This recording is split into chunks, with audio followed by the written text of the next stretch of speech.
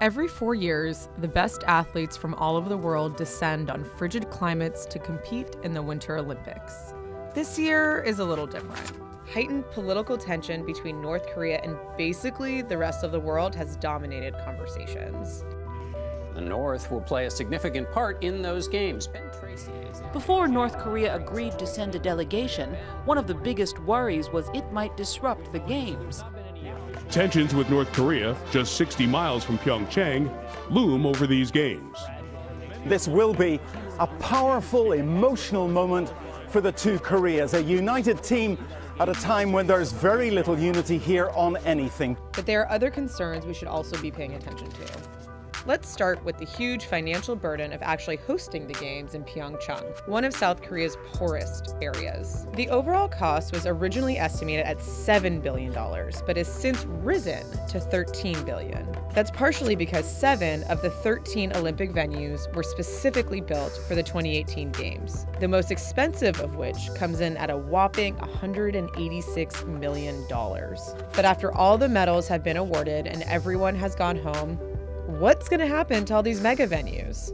Well, we've gotten some mixed information. The AP said venues will be torn down, but the Pyeongchang Olympics Committee said they'll remain in use. But if they do remain in use, the problem is then who's going to pay for them? Maintaining the venues will cost an $8.5 million deficit for the local province each year, which could force the government to cut welfare spending. Local officials have asked the national government to help them, to no avail.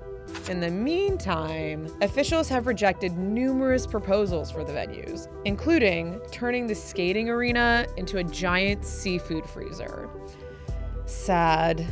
Then there's the sacred forest. Despite international outcry, tens of thousands of ancient, rare trees in the sacred Mount Gariwang forest have been destroyed to make room for a ski slope. The Pyeongchang Olympics Organizing Committee said it would replace the damage with 1,000 new trees. Apparently 1,000 is the new tens of thousands. This isn't South Korea's first time in the Olympic spotlight.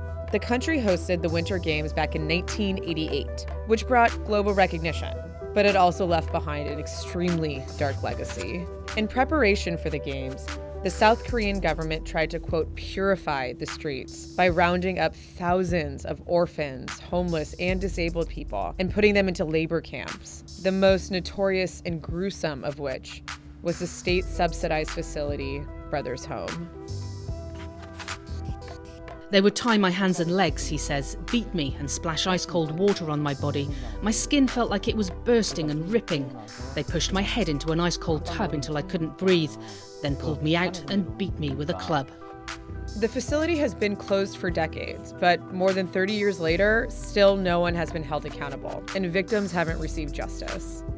South Korea joins a long list of countries that face concerns about the humanitarian, economic, and health impacts of hosting the Olympics. Real residents were evicted from their homes to make room for the 2016 Games. The 2004 Games in Athens are partially blamed for sending Greece into bankruptcy. And economists are concerned that loans taken out for the 2014 Sochi Olympics are threatening Russian banks. So, all of this begs the question, is there a better way to host the Olympics?